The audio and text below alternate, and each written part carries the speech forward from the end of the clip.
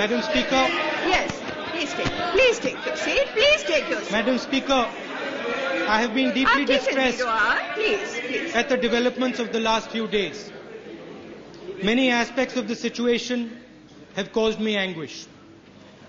We are all aware that corruption is pervasive. It operates at every level. The poor may carry its greatest burden, but it is an affliction that every Indian is desperate to be rid of. Fighting corruption is an integral part to eliminating poverty as Mahatma Gandhi Narega or the Land Acquisition Bill. Yet it is equally imperative to the growth and development of our nation. Madam Speaker, we cannot wish away corruption by the mere desire to see it removed from our lives. This requires a comprehensive framework of action and a concentrated political program supported by all levels of the state, from the highest to the lowest. Most importantly, it requires a firm political will. Madam Speaker, in the past few years I have travelled the length and breadth of our country. I have met scores of countrymen, rich and poor, old and young, privileged and disempowered, who have expressed their disillusionment to me.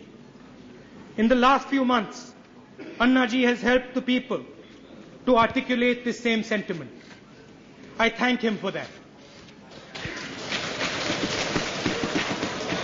I believe that the real question before us... Please, let's have order in the House. I believe that the real question before us, as representatives of the people of India today, is whether we are prepared to take the battle against corruption head on. It is not a matter of how the present impasse will resolve. It is a much greater battle. There are no simple solutions. To eradicate corruption demands a far deeper engagement and a sustained commitment from each one of us. Witnessing the events of the last few days, it would appear the enactment of a single bill will usher in a corruption-free society. I have serious doubts about this belief. An effective Lokpal law is only one element in the legal framework to combat corruption. The Lokpal institution alone cannot be a substitute for a comprehensive anti-corruption code. A set of effective laws is required. Laws that address the following critical issues are necessary to stand alongside the Lokpal initiative. Government funding of elections and political parties. Transparency in public procurement. Proper regulation of sectors that fuel corruption, like land and mining.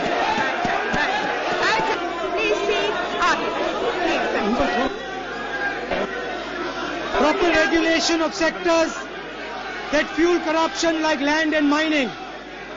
Grievance redress mechanisms in public service, delivery of old age pensions and ration cards. Continued tax reforms to end tax evasion.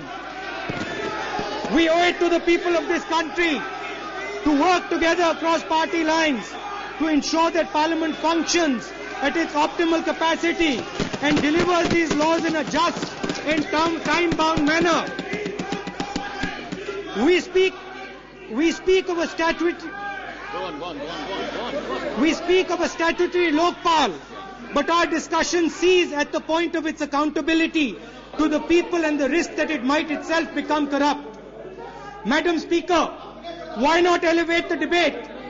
Let us take it further and fortify the Lokpal bill by making it a constitutional body like the Election Commission of India.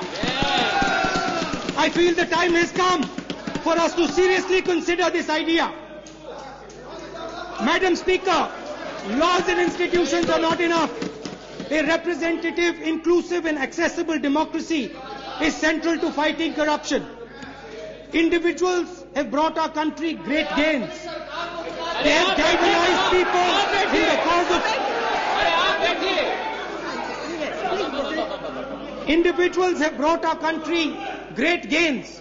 They have galvanized people in the cause of freedom and development. However, we must not weaken the democratic process. This process is often lengthy and lumbering, but it is so in order to be inclusive and fair. It provides a representative and transparent platform where ideas are translated into laws. A process divorced from the machinery of an elected government that seeks to undo the checks and balances created to protect the supremacy of Parliament, of this House, sets a dangerous precedent for our democracy. Today the proposed law is against corruption.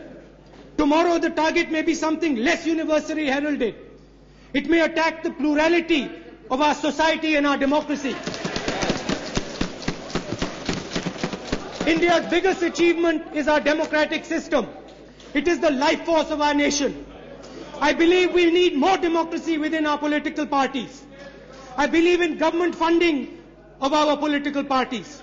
I believe in empowering our youth, in opening the doors of our closed political system, in bringing fresh blood into politics and into this House. I believe in moving our democracy deeper and deeper into our villages and our cities.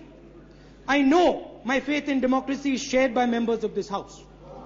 I know that regardless of their political affiliation, many of my colleagues work tirelessly to realize the ideals upon which our nation was built.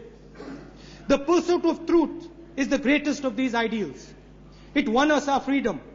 It gave us our democracy. Let us commit ourselves to truth and probity in public life. We owe it to the people of India. Thank you.